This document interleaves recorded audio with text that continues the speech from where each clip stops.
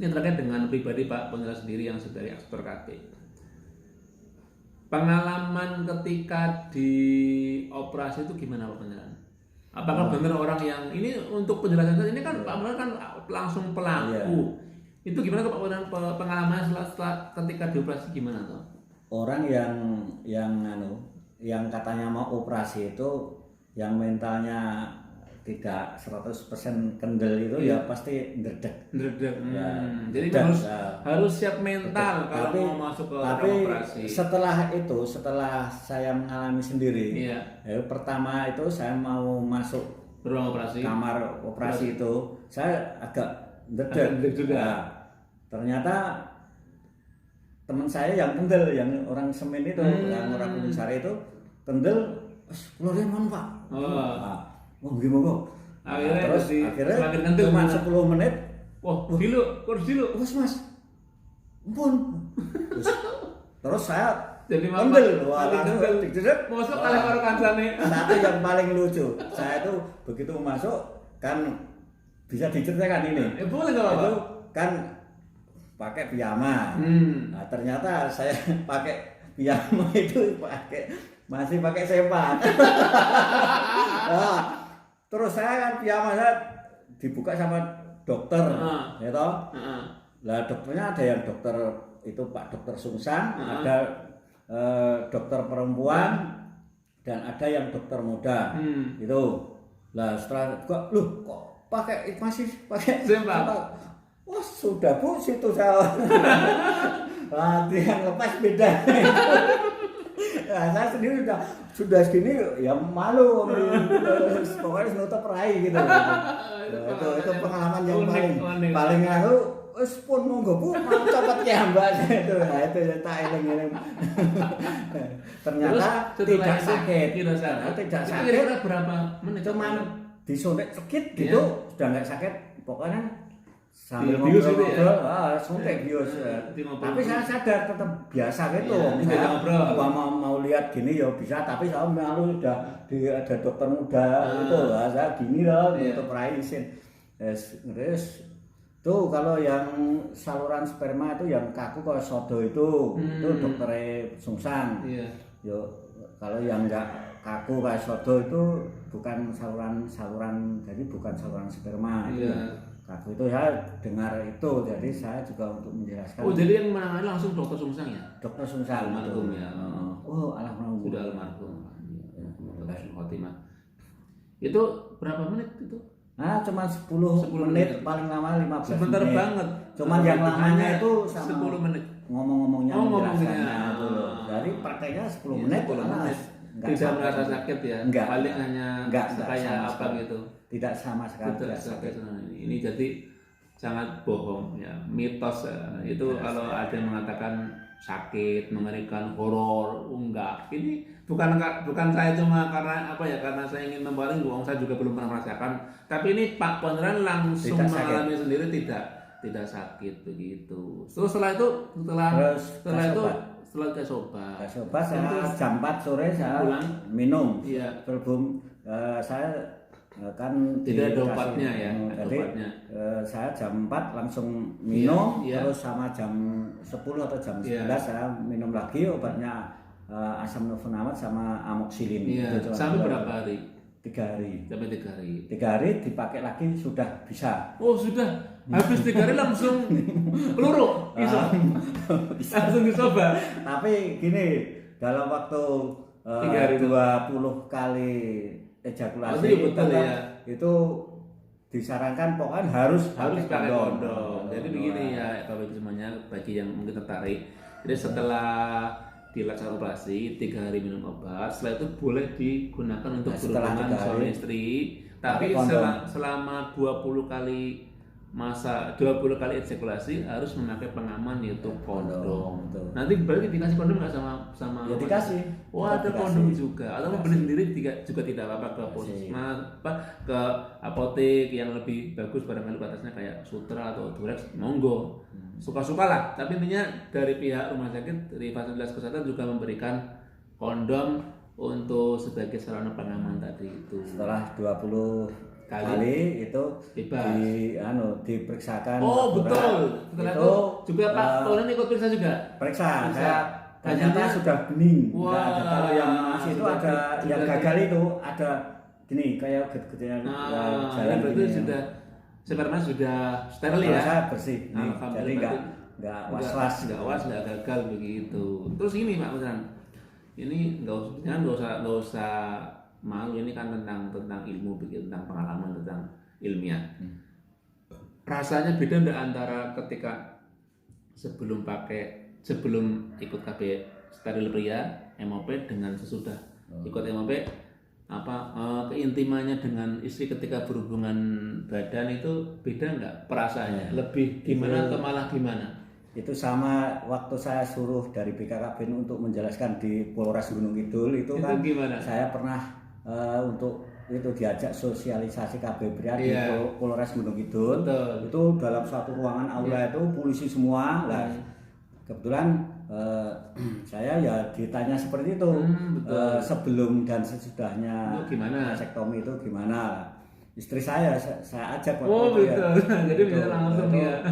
Itu terus sebelumnya itu saya itu kalau tapi maaf ya, tidak apa-apa. Berbuatnya ya cuman sebentar gak lama. Sebelum itu. Tapi pel tuh nempel tuh. Itu sebelum ikut MOP malah. Pokoknya gampang lah. Tapi setelah ikut MOP itu gimana? Setelah itu sama saja, maksudnya dalam arti kekuatannya itu tapi malah justru tahan lama, tidak cepat itu sampai 1 jam bahkan itu. Berarti perempuan bisa puas. Mantap, bayangkan tadinya sebelum ikut MOP hanya sebentar udah langsung. Terus rasanya itu ya biasa, cuman katanya sedikit sekali, pokoknya perubahannya cuma sedikit sekali gitu ya. Jadi nggak begitu nggak signifikan lah. Pokoknya tetap biasa tapi perubahannya cuma sedikit sekali. Dan lebih secara mental, secara batin juga lebih kuat ya, karena sudah merasa benar-benar tidak ada waras lagi. Dulunya itu selalu berdek. Mau dekat istri berdek. Gak pokoknya ya selalu berdek. Setelah itu jadi makin pokoknya pikiran tenang. Karena sudah yakin ini program ini berhasil, sudah cek laporan dan tidak tenang itu. Jadi nomor 1 pikiran sudah tenang, sudah hasil laboratorium itu sudah bersih, dan akhirnya juga menjadi ketentraman dalam keluarga. Jadi sudah was-was. Istri juga tetap tidak khawatir dengan jenengan.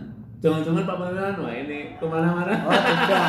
Dari dulu istri saya tuh sudah setia. Orang enggak nerima, enggak cemburuan, enggak. Karena kan gitu kan, ini maaf ya. Ini kan banyak jelasannya yang punya pikiran seperti itulah.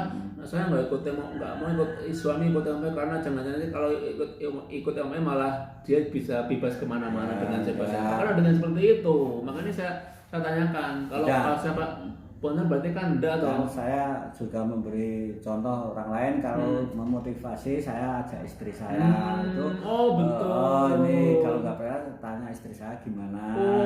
Ini lagi ternyata Pak Beneran ketika memotivasi juga mengajak istrinya gitu untuk ya menjadi saksi yang membuktikan ini loh.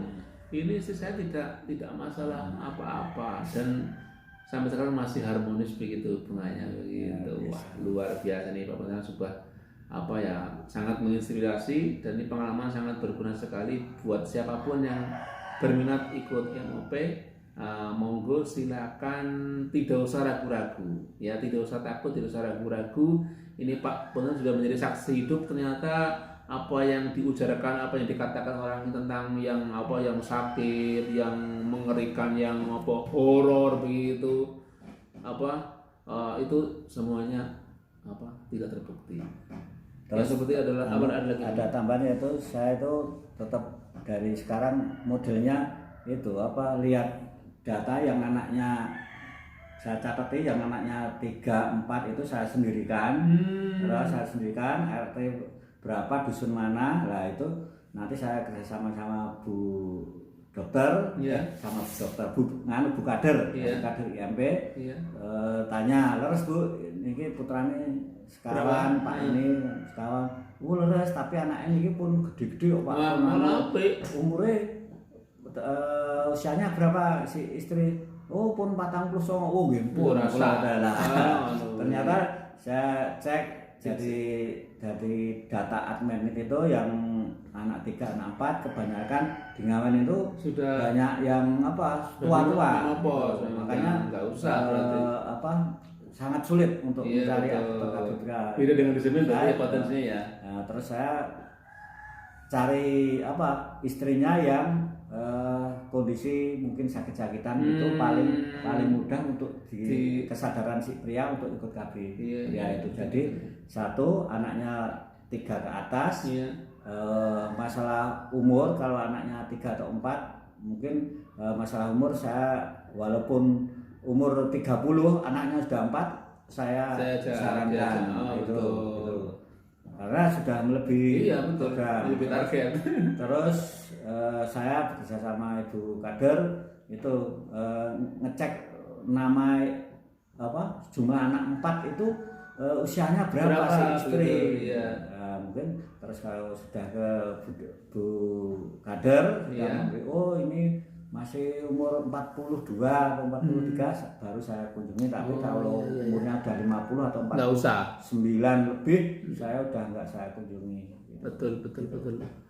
Dan tadi ya penting sekali ternyata di antara suksesnya adalah Pak Pondran ngajak juga istri untuk memberikan penyuluhan sebagai saksi hidup begitu, sebagai pendamping begitu yang memberi motivasi kepada pasangannya, yang merasakan juga dampaknya begitu kan pasangannya sendiri begitu. Ini kan sebuah pendekatan yang bagus sekali kepada masyarakat bila benar-benar ingin sukses mengajak masyarakat ikut program KB pria ini begitu.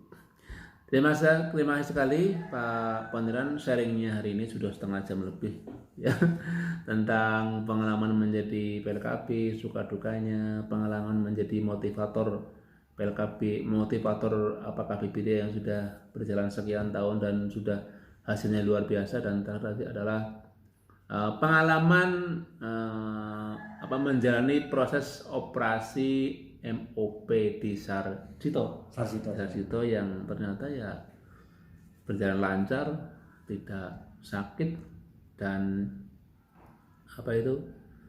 sehat dan merasakan kepuasan yang luar biasa.